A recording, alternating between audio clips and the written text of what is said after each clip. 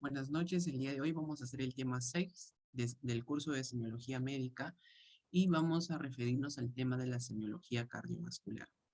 Reconocer que dentro de la semiología cardiovascular vamos a también construir los pasos semiológicos detallados, como hemos estado repasando en las anteriores clases, tanto de semiología respiratoria como de cabeza y cuello, ¿verdad?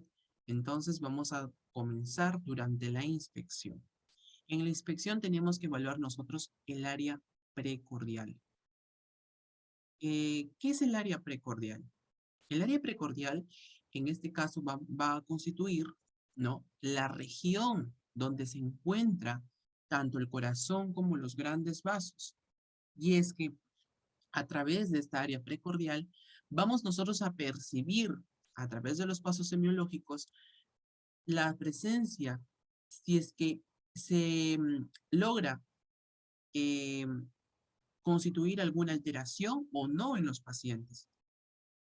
Cabe recalcar que hay muchas patologías cardiovasculares que van a estar afectando a los pacientes de manera que a través de los pasos correctos nos van a permitir emitir un buen diagnóstico, aproximarnos sobre todo teniendo las manifestaciones clínicas y parte del examen físico que nosotros apuntemos siempre hacia el origen de la enfermedad o de la patología que esté afectando a los pacientes.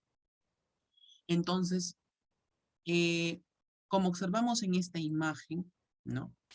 Vamos a centrarnos en esta imagen. El paciente se encuentra, ¿verdad?, en decúbito supino, pero con una elevación de 30 grados, en este caso de la camilla. Y esto es muy importante porque el paciente, todo paciente que se va a realizar un examen físico previamente semiológico, debe de ubicarse a un 30 grados como se observa, ¿no? Entonces, es importante reconocer durante la inspección el área precordial, ¿no? Dentro de ella vamos a encontrar el impulso apical. ¿Qué es el impulso apical? O también denominado el choque apexiano o de la punta.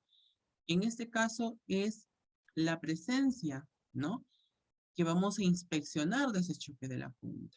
En el quinto espacio intercostal. Es un levantamiento, ¿no?, que experimenta esta región del ápex, de la punta del corazón, ¿no?, ya sea por el empuje del ventrículo izquierdo y durante el comienzo de la sístole. Donde se va a evidenciar en el quinto espacio intercostal. Asimismo, ¿no?, tenemos que detectarlo que va a estar situado a nivel de la línea medio clavicular o hemiclavicular. Ahora, este impulso apical es normal que se presente en las personas de 25 a 40 años. Ojo que no en todos los pacientes se va a presentar este impulso apical, ¿no? Dentro de 25 a 40 años, a veces quizá en la mitad de los casos, quizá en una escasa proporción. En personas mayores de 40 años suelen presentarse, pero este impulso apical va a estar generalmente con menos tonalidad, menos intenso, ¿no? A veces, en este caso, puede no percibirse, pero ¿cuándo es patológico? Nosotros nos referimos que es patológico en la ausencia de este impulso apical, ¿no? Entonces, si no se evidencia este impulso apical en personas menores de 20 años, ya sea comprometiendo adolescentes, parte de la juventud o niños, entonces ya hay una causa patológica, ¿verdad? Hay alguna alteración que está afectando, ¿no?, durante la inspección. Entonces, por ello nosotros debemos evidenciar. Aquí en la inspección, como bien decimos, es ver, ¿no? Ver. Entonces, vamos a observar el choque de la punta. Entonces, se puede apreciar este impulso apical, ¿no? Y recordar siempre que en personas es normal de 25 a 40 años, muchas veces no en todas, pero suelen presentarse. En personas mayores de 40 años se percibe con una mínima nitidez y es patológico, por ejemplo, verlo en ausencia de este impulso apical en menores de 20 años, ¿no? Sabemos, eso es muy importante recalcar. Vamos a la palpación. En la palpación, lo que se va a detectar son los latidos precordiales, las vibraciones valvulares y los frémitos. Entonces, dentro de los latidos precordiales encontramos a los latidos precordiales localizados, a los latidos precordiales universales o difusos. Dentro de los latidos precordiales se encuentran los localizados, lo que ya hemos mencionado, que es el choque apexiano de la punta o impulso apical. Eh, También encontramos el latido paraesternal izquierdo, que su probable hallazgo en adultos es patológico, ¿no? Esto, el latido paraesternal izquierdo, que ya vamos a hablar dentro de un momento, nos puede dar indicio, por ejemplo, de un adulto que se presente una probable hipertensión pulmonar, ¿no? Entonces, así como hay latidos precordiales localizados, también hay latidos precordiales difusos. Tenemos muchos latidos mostrados que nos pueden representar, por ejemplo, como el latido sagital, ¿no? El latido, vamos a encontrar también, por ejemplo, el latido en balancín, también se conoce, entre muchos otros más, ¿verdad? Entonces, tenemos que reconocer, ¿no? Latidos precordiales localizados o difusos, ¿no? Que se van a encontrar a nivel de esta área. Bien dicho esto, por ejemplo, vamos a pasar también a las vibraciones valvulares. ¿Qué son las vibraciones valvulares? ¿No? Son o son en este caso la representación de estos sonidos, ¿no? A través de la palpación, que va a demostrarse que son originados tanto por ruidos cardíacos, ya sean normales o anormales. Entonces, cabe recalcar que, por ejemplo, si nosotros detectamos una vibración valvular del primer ruido cardíaco, ¿no? Nosotros estamos haciendo referencia que es causa fisiológica, no es patológica. Pero ¿qué pasaría si nosotros detectamos vibraciones valvulares de un segundo ruido? Estamos haciendo pensar que es una probable estenosis mitral o una hipertensión pulmonar que esté afectando al paciente, ¿sí? Todos esos puntos claves hay que recalcarlos dentro de la palpación porque es importante. Muchas veces acuden a los pacientes eh, presentando ello durante la inspección o durante la palpación y es que es importante y sobre todo recalcar, ¿no? Cuándo es fisiológico y cuándo es patológico para evitar generalmente también las negligencias y la falta o el déficit de la atención en los pacientes. Y en eso se está basando muchas veces, ¿no? Ahora, los frémitos, ¿ya? Son la representación, también en este caso, por causa eh, de que, es decir, que también se producen por los ruidos cardíacos, pero estos representan, o sea, son representados por los soplos. ¿Ya? Soplos cardíacos, son representación de los soplos cardíacos y a diferencia de las vibraciones valvulares son representados por los ruidos cardíacos, ¿ya? Entonces, los trémitos es una forma de decirlo que ellos se originan gracias a los ruidos cardíacos, pero son la representación generalmente de los soplos. Ya vamos a hablar más adelante qué es un soplo, cuáles son sus grados de intensidad que ellos pueden detonar acerca de su característica muy principal o muy primordial en ello. Así que hay que tener en cuenta y sobre todo basarnos en diferenciar, ¿no? Los latidos precordiales son localizados, son difusos, dónde se encuentran, dónde se evidencian, dónde es probable palparlo. Las vibraciones valvulares, ¿no? Ya sabemos que las patológicas son las del segundo ruido, ¿no? Entonces, en los frémitos, por ejemplo, que estos son provenientes o representan, son provenientes de los ruidos cardíacos y representan a los soplos cardíacos. Entonces, hay que recalcarse y tener en cuenta de ello, ¿ya? Entonces, son vibraciones también pertenecientes a la caja torácica, ¿no? ¿Dónde se originan? En los ruidos cardíacos. Gracias a los ruidos cardíacos ellos se originan, ¿no? ¿Y dónde solemos en este caso, o qué es lo que representan? Pues van a representar a los soplos cardíacos, ¿sí? A las expresiones de palpación de los soplos cardíacos. Ahora, vamos a explicar, ¿no? Cómo se da la palpación, en este caso, de un latido precordial localizado muy, pero muy importante y muy hablado en la actualidad, que es el impulso apical o el choque apexiano o choque de la punta, como queramos denominarlo, ¿no? Entonces, vamos a identificar su localización, su diámetro, su amplitud y su duración, ¿verdad? Entonces, asimismo, Pues lo que vamos a detectar aquí es que el paciente, ¿no? Se ubique en decúbito dorsal, como vemos en la imagen, ¿no? Vamos a utilizar también la maniobra cuenta costillas porque a través de ello vamos a ubicar el quinto espacio intercostal, es en donde se encuentra, ¿no? Y vamos a ver si es que está presente o no. Y si es que está presente de repente en una mínima intensidad. Bien. Cuando digo que es patológico, recordar siempre, personas menores de 20 años, una ausencia del choque apexiano es índice de patológico, ¿no? Índice patológico. En personas de 25 a 40 años se puede evidenciar como que no, porque no en todos, pero también tenemos que tener en cuenta que pasado los 40 años puede percibirse con mínima nitidez. Pero si en caso nosotros no evidenciamos en un paciente con decúbito dorsal el impulso apical, ¿no? Como ya decíamos en el quinto espacio intercostal, podemos aplicar una maniobra muy importante, que es la maniobra de Pachón. Pero eh, sin quitar la mano, ¿no? De la superficie torácica, vamos a pedirle al paciente que adopte una posición de decúbito lateral, ¿verdad? Entonces vamos a ir en búsqueda. Y a veces es que no se percibe en un paciente con decúbito dorsal, se va a percibir en un decúbito lateral. Sí o sí se tiene que percibir ahí. Y bueno, si es que no, muy probable que no en todos esté presente, pero es decir, siempre el rango, ¿no? De 25 a 40 años. Pasado los 40 años se presenta con mínima nitidez, pero de todas maneras hay que recalcar, ¿no? Es muy importante tenerlo en cuenta, ¿ya? Ahora, la maniobra de talón de la mano de Dressler es una maniobra muy importante.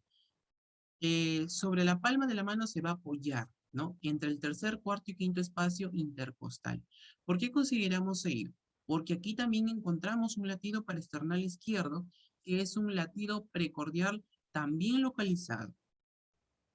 También es muy hablado, conversado acerca de la presencia de este latido, hablando semiológicamente en la parte cardiovascular, ¿no? Entonces solemos encontrarlo normal en jóvenes y en niños con un tórax delgado, ¿verdad? Con un tórax delgado. Patológicamente lo podemos evidenciar en adultos. Entonces ya sabemos, si acude un adulto a consulta, pacientes de sexo masculino o femenino, y encontramos, junto con la maniobra del talón de la mano de Dressler, la evidencia de este latido parasternal izquierdo, entonces estamos ya refiriéndonos a una probable patología como lo que es la hipertensión pulmonar, ¿verdad? Entonces es muy importante recalcar qué es lo que vamos a evidenciar durante la palpación, ¿no? Reconocer estos latidos precordiales que son de suma importancia para descartar alguna patología asociada al paciente y mantener siempre un régimen, ¿no? Sobre todo un control de ello. Ahora, durante la percusión. Generalmente la percusión hoy en día, pues, ha perdido de vigencia. ¿Por qué digo eso? Porque generalmente, pues, los pacientes suelen acudir a consulta o presentar este tipo ¿no? Pero a veces, semiológicamente hablando, ya casi no se aplica la percusión. No es porque no se desee hacer, no, no lo es, pero es importante, ¿no? Que frente a una persona, por ejemplo, que acude, ¿no? Con un probable eh, derrame pericárdico, la percusión va a tener una vital importancia. Pero aún así, tenemos que realizar el paso, ¿verdad? Porque de todas maneras tenemos que descartar, sobre todo a nivel físico, aplicando el examen, ¿no? Tenemos que evidenciar, sobre todo, y reconocer. Mire, en la primera imagen encontramos la caja torácica, ¿verdad? Esternón, clavículas. Ahora, nosotros tenemos que reconocer que eh, a nivel de la superficie, pues generalmente va a mantener una sonoridad, ¿no? Sonoridad, ¿no? ¿Por qué recalco ello? Porque a veces, muchas veces solemos o suelen confundir, ¿no? los sonidos, como ya habíamos recalcado en un inicio, recordemos en la parte de la propedéutica, ¿verdad? O cuando hicimos el examen físico, ¿no? Entonces, hay que reconocer muy bien esos sonidos, ¿no? Cuando nosotros determinamos, por ejemplo, el sonido mate, timpánico, el sonido matidez pétrea, ¿no? Entonces, hay que reconocer con claridad ello, identificar, porque muchas veces se trata también de reconocer y asociar, ¿no? Asociar estos signos o síntomas que se puedan evidenciar. Ahora, hay sonoridad timpánica, ¿verdad? Sonoridad torácica en todo, bueno, en general casi en toda la superficie. Entonces, ¿en dónde es más frecuente encontrar una sonoridad normal? Es a nivel del cuarto, quinto espacio o cartílago. En este caso podemos considerar cartílago costal, pero sería mejor espacio intercostal, ¿ya? Primer, segundo, tercero, cuarto, quinto espacio intercostal. Recordemos, por ejemplo, este cuadrado, ¿no? Esta área cuadrada, que va a representar generalmente una sonoridad timpánica, ¿no? Lo normal, ¿no? Que podemos reconocer nosotros a través de ello, ¿sí? Entonces, sí, eh, entonces, tanto en esternón como en las demás superficies, pues solemos encontrar timpanismo, ¿ya? Una sonoridad. Entonces, cabe recalcar, cabe recalcar que cuando nosotros estamos frente a una presencia de un derrame pericárdico, como ya explicaba, o un posible, por ejemplo, agrandamiento del ventrículo derecho, ¿sí? Estamos hablando ya de una probable matidez. Pero ¿dónde se va a encontrar esta matidez? A nivel de esternón, a nivel, puede ser a su derecha o como también a su izquierda. Si encontramos matidez a través del segundo o tercer espacio intercostal, ya estamos refiriéndonos a que hay presencia de matidez. Hay matidez. Entonces nosotros decimos, muy probable, de repente un derrame pericárdico por interposición del mismo líquido, ¿no? De repente hay frote pericárdico, entonces nosotros ya asociamos los signos y los síntomas, ¿no? Estamos viendo ya. O un agrandamiento, una hipertrofia del ventrículo derecho. Eso está provocando matidez. Entonces, no hay sonoridad, no hay sonoridad. Entonces, nosotros decimos inmediatamente, ya, esto es mate, sonido mate. Ahí nosotros nos detenemos y fijamos bien los puntos. Entonces, recordar siempre, ¿no? En toda su extensión torácica encontramos timpanismo, sonoridad, ¿verdad? Sonoridad, no hay matidez. A excepción de la región de entre el cuarto y quinto espacio intercostal o cartílago, en este caso los cartílagos costales, pero consideremos mejor el espacio intercostal, ¿no? Cuarto y quinto espacio intercostal, encontramos la única región matidez del corazón que se considera normal, ¿no? Si es que encontramos matidez a nivel del segundo y tercer espacio intercostal, ya estamos considerando las patologías que acabo de mencionar, que es una hipertrofia del ventrículo derecho como presencia de eh, un posible derrame pericárdico. Entonces, esos puntos importantes se recalcan durante la percusión. Ya, no olvidar ello. Entonces, ya sabemos cuándo detectar la sonoridad en la superficie extendida, cuándo es matidez normal, ¿ya? Y cuando nosotros hablamos de una matidez patológica.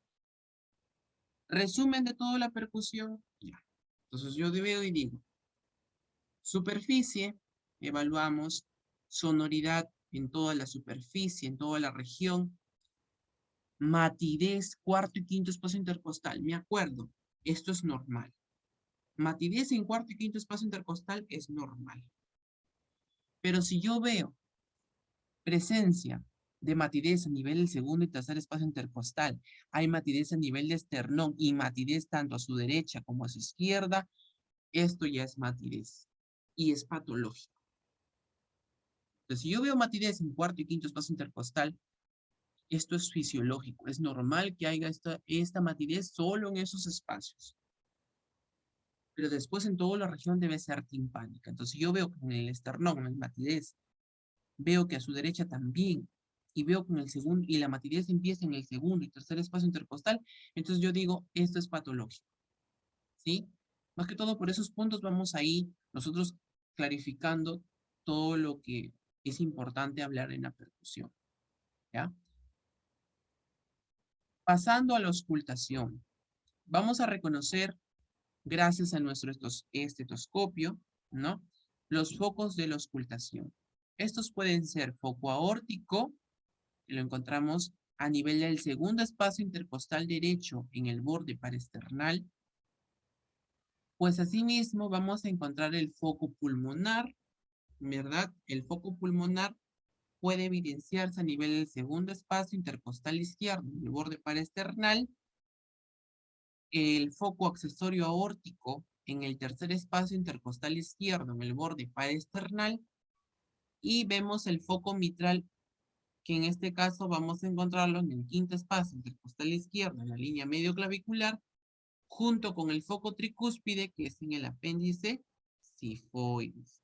Entonces, estos focos de ocultación nos van a permitir determinar sobre todo sus características acerca, ¿no?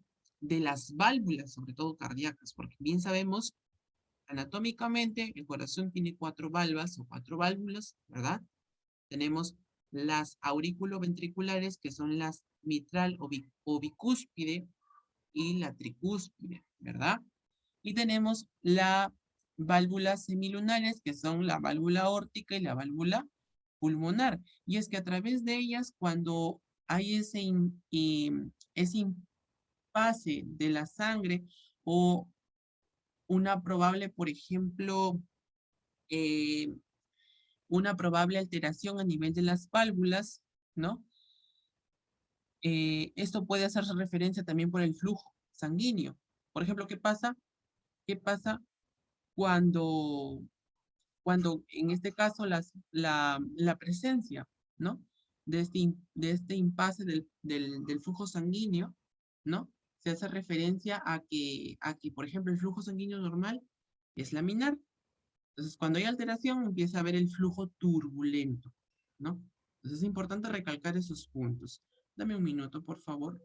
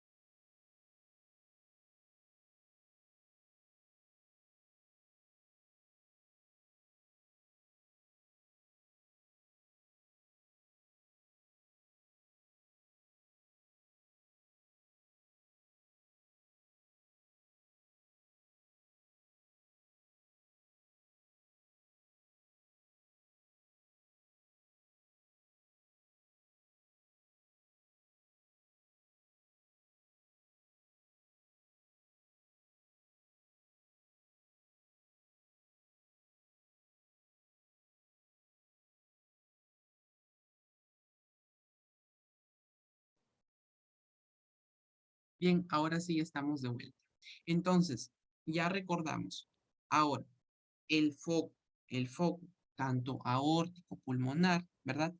Nos hacen referencia también a lo que es las válvulas. Y justamente estaba explicándote eso. Entonces, cuando hay el impedimento o el flujo sanguíneo no transcurre de una buena manera, ocurren los llamados soplos, ¿verdad? Cuando de repente encontramos presencia de estos soplos con una probable, asociada a una probable estenosis, podemos estar refiriéndonos a una enfermedad propiamente valvular, si es que ocurre en alguna de ellas, sobre todo afección, ¿no? Tanto, por ello es muy importante detectar estos focos de auscultación, ¿no? Entonces hay que recordar siempre ello, ¿verdad? Ahora, los ruidos cardíacos. Hay algo muy importante y rescatable que referirnos acerca de los ruidos cardíacos, porque muchas veces, pues, estos ruidos suelen detectarse, ya sea con el tipo de membrana o campana, que vamos a percibir el tipo de sonidos, ¿verdad? En membrana, por ejemplo, podemos encontrar un sonido agudo de alta frecuencia. En campana, un sonido grave con baja frecuencia. Y asimismo, los diversos sonidos a nivel de membrana. Primer ruido y segundo ruido podemos presentar o evidenciar a través de ello. Algunos soplos, clics y los chasquidos de apertura valvular, que son ruidos agregados cardíacos, que en breve vamos también a conversar acerca de ello, y algunos roces o frotes pericárdicos que puede ser producido por una probable eh, pericarditis aguda o por un probable también derrame pericárdico que también pueden encontrarse, ¿verdad? Entonces, en campana podemos encontrar diversos sonidos como de soplos, ¿verdad? Presencia de estenosis, el tercer y cuarto ruido cardíaco. Ahora hablemos de cada ruido. Es importante destacar y sobre todo reconocer los ruidos cardíacos que a continuación nos muestran, ¿no? Primer ruido cardíaco, generalmente nosotros nos referimos que esto se produce por el cierre de las válvulas auriculoventriculares. ¿Quiénes son? La bicúspide o mitral o la tricúspide, ¿no? Y la tricúspide. Son dos válvulas importantes. Ahora, el segundo ruido cardíaco también se va a producir por el cierre de las válvulas semilunares, quienes son aórtica y pulmonar. El tercer ruido cardíaco, este va a producirse por un llenado ventricular intenso, ¿verdad? Muy voluminoso, muy mostrado, y esto puede hacer referencia a, tanto fisiológicamente puede mostrarse en niños como en mujeres, ¿no? De mayor frecuencia. Y el cuarto ruido cardíaco, generalmente ya nos referimos a patologías asociadas. ¿Por qué? Porque en el cuarto ruido cardíaco va a deberse a la contracción de alguna aurícula contra un ventrículo. Y esto provocando una distensibilidad, ¿sí? Eh, Nos podemos referir a una probable hipertrofia, ¿no? Por hipertensión arterial, una estenosis. ¿Qué más podemos nosotros referirnos? Una miopatía hipertrófica, insuficiencia mitral, isquemia. Entonces, todos esos aspectos importantes, sobre todo patologías cardíacas muy conocidas que van a presentarse gracias a este cuarto ruido cardíaco. Entonces, si evidenciamos la presencia de ello, ya estamos refiriéndonos a estas patologías mostradas, ¿verdad? Entonces, es importante recalcar. Primer ruido cardíaco se produce por el cierre de las válvulas auriculoventriculares, ¿no? ¿Quiénes son? La mitral y la tricúspide. Segundo ruido cardíaco se produce por el cierre de las válvulas semilunares, aórtica y pulmonar. Tercer ruido cardíaco, este se va a producir, ya lo reemplazaba por el llenamiento ventricular muy voluminoso, y esto puede ser fisiológico, presentándose en niñas como en mujeres jóvenes, ¿verdad? Cuarto ruido cardíaco, este se va a presentar por la contracción de una aurícula frente a algún ventrículo que va a tener una distensibilidad disminuida. Y esto, ojo que también puede ser visto por las patologías que ya mencionaba, y hay que recalcarlo, ¿verdad? Entonces, no confundir. ¿Dónde se van a presentar? Durante la auscultación. Con membrana, primer y segundo ruido, con campana, tercer y cuarto ruido. Ahora vamos a hablar de los soplos cardíacos. Bien, entonces los soplos cardíacos se van a presentar dado a que estos soplos cardíacos van a presentarse cuando, ¿no? Estos son estos sonidos que se van a presentar, sobre todo, ¿no? Lo que se va a percibir en la auscultación, se presenta al momento cuando el flujo de la sangre no transcurre adecuadamente. Eso quiere decir que el flujo de la sangre es laminar, es un flujo normal. Entonces, ¿qué pasa cuando el flujo de la sangre se vuelve turbulento? Entonces, he ahí donde nosotros decimos, si el flujo de la sangre se encuentra turbulento, entonces esto me hace sugerir que la presencia de un soplo cardíaco se deba a esto, ya sea por afección de la válvula cardíaca o también asociado a alguna patología también eh, cardiovascular. E incluso también puede ser sugerencia de que hay alguna comunicación anómala que también esté originando este famoso soplo cardíaco. Entonces, identificando los soplocardíacos, nosotros tenemos que tener en cuenta su sitio de máxima intensidad, ¿no? Irradiación, tonalidad, intensidad duración y su carácter. Pues asimismo, detectamos los grados de intensidad de los soplos. Es importante y sobre todo recalcar esta tabla que nos muestran a continuación, sobre todo para que identificar los grados en los pacientes, ¿no? De grado 1 a grado 6. En grado 1, por ejemplo, ¿qué nos dice? Que es auscultado por el personal experto en condiciones óptimas. Grado 2 nos menciona que es auscultado por el personal no experto en condiciones óptimas. En grado 3 se ausculta fácilmente sin frémito. Grado 4, soplo intenso con frémito. Grado 5, muy intenso y este se ausculta con frecuencia sobre la zona amplia con frémito. Y el grado 6 sí es extremadamente intenso y este se ausculta sin estetoscopio. Entonces, en cuanto a su intensidad, vamos a evaluar, ¿no? A través de la tabla que se muestra a continuación, cómo es ese soplo cardíaco, ¿no? Que se va a percibir.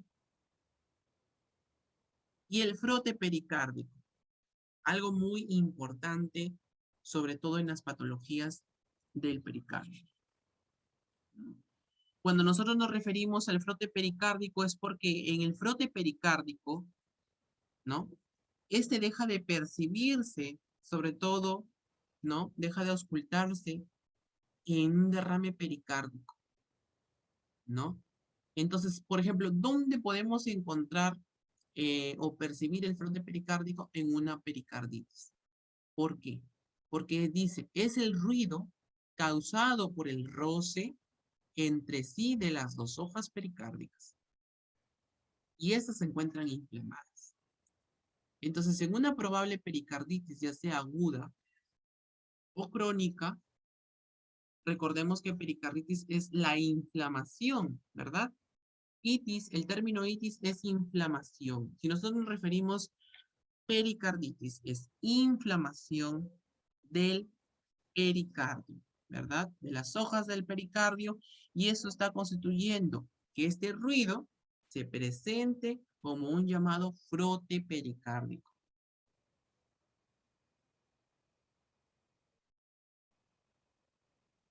Entonces, en un derrame pericárdico, no vamos a encontrar el frote pericárdico. ¿Ya? No vamos a auscultar. Entonces, vamos a empezar la auscultación.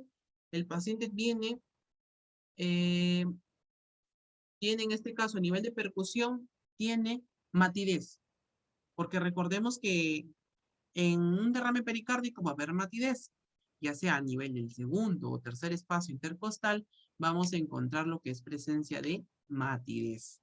Entonces ahí iniciamos. Segundo o tercer espacio intercostal, presencia de matidez, decimos. Perfecto. Entonces vemos que este frote pericárdico nos evidencia, entonces ya descartamos que no es pericarditis, ¿no? Perdón, ya descartamos, claro, que no es pericarditis porque ya estamos hablando de un probable derrame pericárdico. Entonces, hay ausencia del frote pericárdico y presencia de matidez en la percusión. ¿Ya? Dolor torácico, entonces ya estamos haciéndonos pensar que se trata de un probable derrame pericárdico. Entonces, ¿qué pasa si este frote pericárdico aparece en auscultación o durante el examen físico? Inflamación de las hojas del pericardio, ¿no? Entonces vemos que ahí ya se aparece el frote pericárdico, estamos hablando de una probable pericarditis. Inflamación de las hojas del pericardio. Este se escucha, ¿sabes? Como en la apariencia de roce de una lija, ¿no? De una lija, o el crujir de un cuero nuevo, dicen así, ¿no? Son fenómenos acústicos que se producen de manera súbita. ¿Y dónde se va a auscultar o de qué manera? Con el paciente en posición sedente, inclinado hacia adelante y ocupa tanto sístole como diástole, ¿verdad? Entonces hay que tener en cuenta cuándo aparece el frote pericárdico, cuándo no, y sobre todo distinguirlo del también llamado frote pleural, que también cuando hablábamos en la clase anterior de semiología respiratoria también solíamos encontrar entonces el roce pleural o flote pleural, ¿verdad? Entonces ahora es momento de identificar, ¿no? Reconocer ¿Cómo vamos a evidenciar, sobre todo, en los llamados pacientes, ver el frote pericárdico? Mira, ahora te voy a mostrar una imagen rapidísimo acerca de una pericarditis aguda, ¿ya? Y un derrame pericárdico para que se pueda identificar o distinguir, ¿ya? Ya sabemos que en la pericarditis aguda vamos a encontrar el frote pericárdico. Y ojo que en la pericarditis aguda, vamos a ver, esto creo que es una red.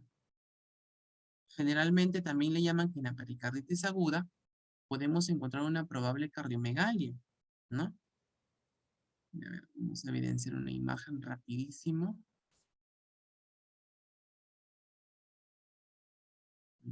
Bien, ahora ya estamos aquí.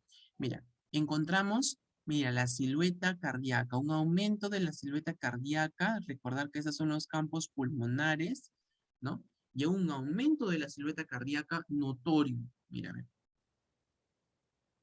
Aumento de la silueta cardíaca, ¿verdad? Una probable cardiomegalia, es más que seguro, en una pericarditis.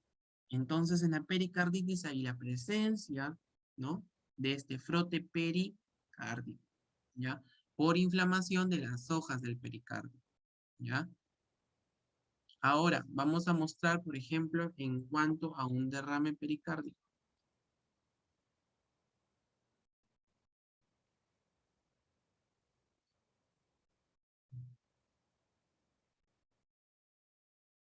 Mira, ve, en derrame pericárdico generalmente no. Mira, ve, está ocupando, ¿no? Ocupa parte también, mira, se agranda también la silueta cardíaca, ¿no? Y está ocupando también lo que es parte de campo pulmonar, ocluye. Entonces, ¿por presencia de qué? De líquido, ¿verdad? Que se está formando ahí a nivel de radiografía.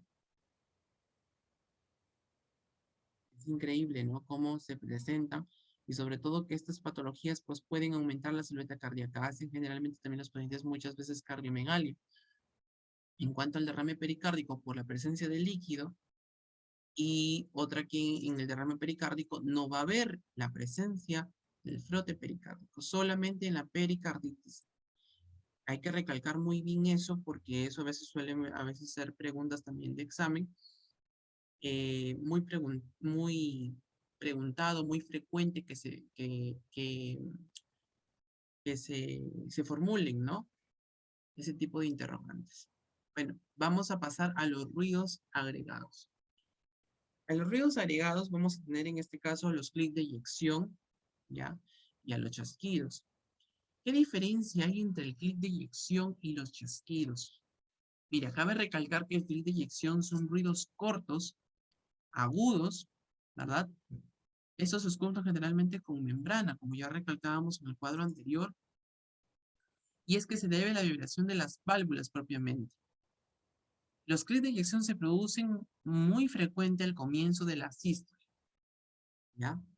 A diferencia de los chasquidos, que estos son ruidos similares a los clics de eyección, pero se producen al comienzo de la diástole, ¿ya? Y están originados generalmente por la apertura también de las válvulas auriculoventriculares, ya sea mitral o tricúspide, ¿verdad? Los clics de inyección se producen al inicio de la sístole. Los chasquidos se producen al inicio de la diástole. Y es donde forman parte de los ruidos agregados cardíacos. Entonces es muy importante recalcar ello y mantener y reconocer sobre todo los puntos claves, ¿no? ¿Qué pasa durante la inspección? ¿Qué pasa durante la palpación, durante la percusión y finalmente durante la auscultación? Entonces, no olvidar, ¿verdad? Vamos a dar un pequeño repaso rápido. Entonces, durante la inspección, vamos a evaluar área precordial. Entonces, ya veníamos diciendo, ¿no? Impulso apical en quinto espacio intercostal y este es patológico en menores de 20 años. Palpación, ya sabemos, los latidos precordiales. Estos pueden ser localizados universales, ¿verdad? Vibraciones valvulares, reconocerlas cuando son patológicas, en este caso si vemos que son de segundo ruido. Los frémitos, en este caso cuando son dependientemente a lo que son gracias a los soplos cardíacos, ellos lo representan y suelen ser emitidos por estas vibraciones también en caja torácica, ¿no? ¿Cómo reconocer un impulso apical? Ya lo habíamos visto, la maniobra de Pachón en un paciente con decúbito lateral, ¿verdad? Entonces, ahí en ese aspecto podemos nosotros encontrar en caso que no se aprecie en decúbito dorsal. La maniobra de talón de Dressler, ¿verdad? Encontrarlo en adultos es patológico por causa de una hipertensión pulmonar. Ya sabemos que la única matidez cardíaca de manera normal es a nivel del cuarto y del quinto espacio intercostal. A nivel de toda la caja torácica, de todas las estructuras, tiene que mantenerse una sonoridad, ¿verdad? Entonces, matidez a partir del segundo y tercer espacio intercostal, patológico. Si hay matidez en el esternón, patológico. Y si es a la su derecha, patológico. La única matidez normal, siempre recuerda, se va a dar a nivel del cuarto y quinto espacio intercostal, no más. Entonces, aquí ya es patológico. ¿Qué patología? Entonces, en pensar que presencia de matidez, derrame pericárdico, una hipertrofia del ventrículo derecho, ¿ya? No olvidar eso, mantenerlo siempre presente. Y en la auscultación hemos repasado los focos, los ruidos cardíacos, los soplos cardíacos y el frote pericárdico con los ruidos agregados, ¿no? Ya sabemos, clics de eyección van a ser en este caso originados al inicio de la sístole, chasquidos al final, perdón, al inicio de la diástole. ¿Ya? Entonces, clics de eyección al inicio de la sístole, chasquidos al inicio de la diástole. No olvidar nunca, nunca, nunca ello, porque son puntos claves y puntos importantes que se van a siempre tener presente, ¿verdad? Entonces, bueno, de antemano, hoy hemos realizado ya la clase 6, ¿no? La siguiente semana que viene es la semana final y ahí vamos a hacer los dos últimos temas, que es el tema 7. El día martes vamos a hacer el tema 7 con lo que es semiología digestiva, ¿verdad? El tema 7, que es el día martes, vamos a hacer semiología digestiva, y el día jueves, que es el día final del curso, porque ya acaba el curso, dura un solo mes, vamos a hacer semiología neurológica, que es el tema final. Semiología digestiva, el tema 7, semiología neurológica, el tema 8. Bien, entonces espero haya sido de agrado y sobre todo siempre es importante repasar, recalcar los puntos claves, mantenerlos ahí, tener en cuenta ello y sobre todo que siempre es importante poder seguir avanzando, ¿no? Cada día es un importante fuerza de crecer, de seguir innovando, porque así es, ¿no? Cada momento se adquiere conocimientos nuevos y recordar siempre que los puntos claves son de vital importancia. La semiología es así y sobre todo es la base para una buena atención médica futura con el paciente, analizando bien sus síntomas, sus signos por el examen físico y de manera maravillosa vamos a ser médicos de éxito. ¿Sí? Entonces nos vemos hasta la siguiente semana. El día martes hacemos la semiología digestiva y el día jueves hacemos semiología neurológica. Tema 7, tema 8. El día jueves 31 sí culmina el curso y ya estaríamos terminando con estos cursos de verano. Bien, entonces me despido, un abrazo. Hasta luego, nos vemos el día martes a las 8:30 de la noche.